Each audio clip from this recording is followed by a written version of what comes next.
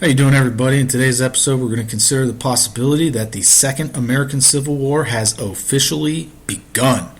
Now, what you're looking at here is an image of one of the ports in Southern California. As you can see, these are dozens of cargo ships being held off the coast, not being allowed or not able to dock.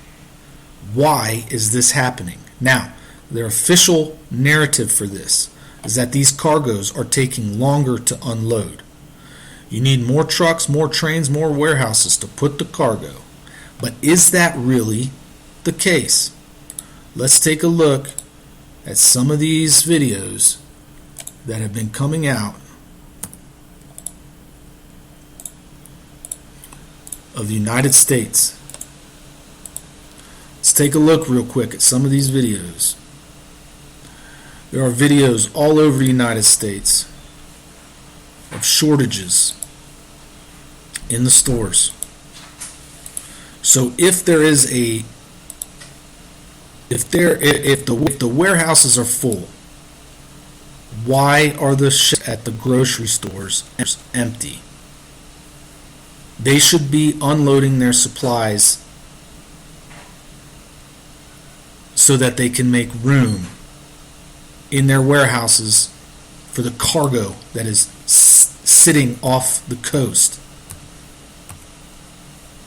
So that part of the narrative, the part of the narrative that says, now this is in Costco, Houston, Texas.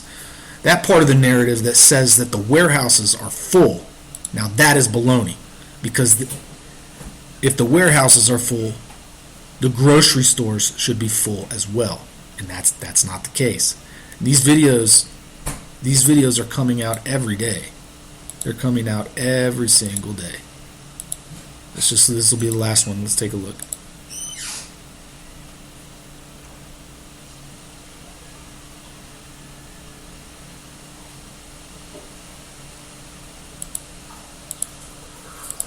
Look at that.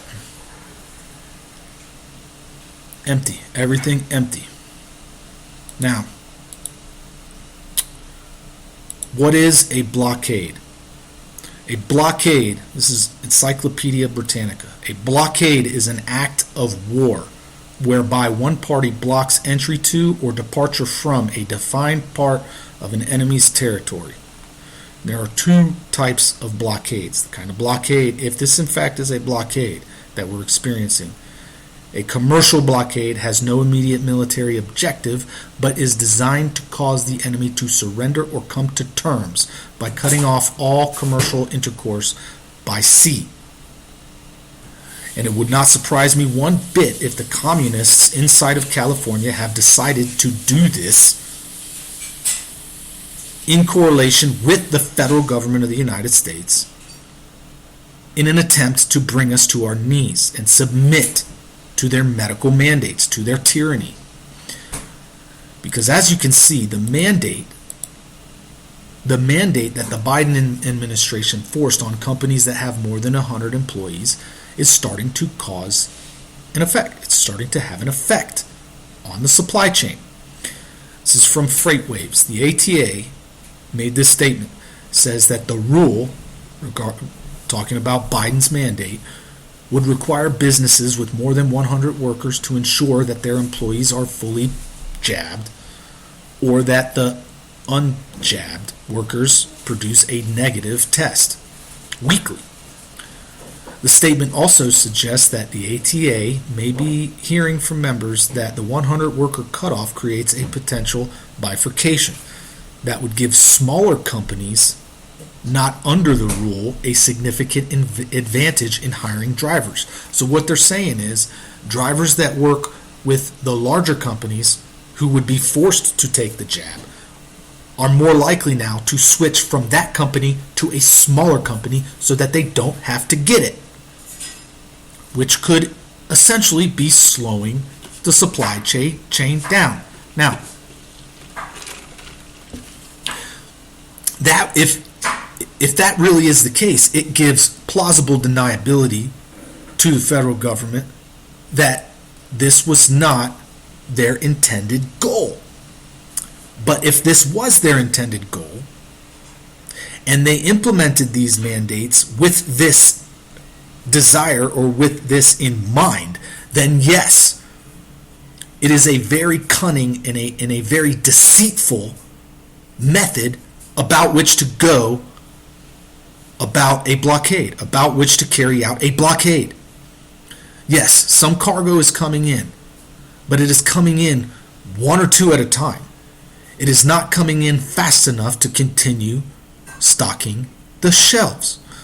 And if this continues, then people are going to continue fighting for resources. Prices are going to continue to increase.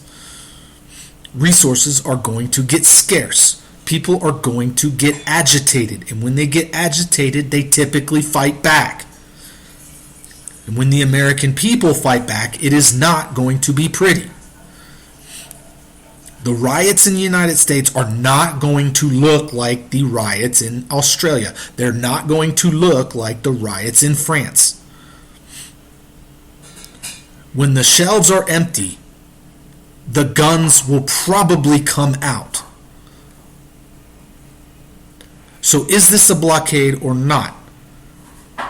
There's no denying the fact that fifth generational warfare is now the method at which nations wage war with each other.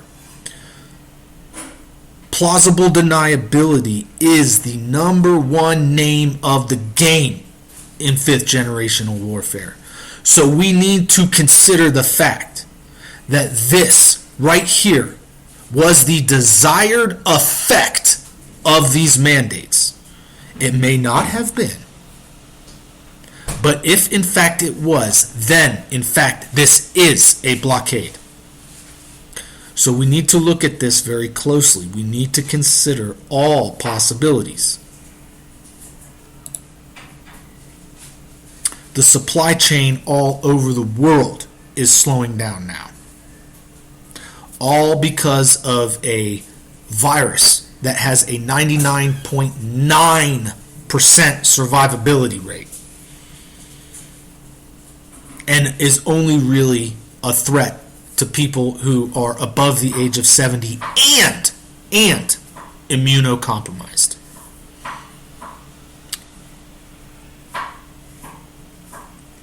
Now, when you look at the Port of Los Angeles, the Marine Exchange of Southern California, you can see that they have also implemented some CV-19 measures that these cargo containers must adhere to before they dock. Now, this is not going to slow them down weeks, obviously, when you look at these new measures that they're required to implement. But, nevertheless, it obviously will slow things down. So just considering the fact that we're just looked at the freighters, at the freight liners, the truckers, the possibility that the truckers are being slowed down because of this mandate. That's just one workforce involved in the transfer of freight from the sea to the store. There's also the warehouse employees. And a lot of the warehouses obviously have more than 100 employees. So how many of those employees at the warehouses have decided to quit their job or decided that they don't want that job? Same with the people that work at these stores, the people that load the cargo or load the material from the warehouse to the stores, and then inside the stores they take them from the garage to the shelves. How many of those people don't want to get the jab and have decided to quit because of that?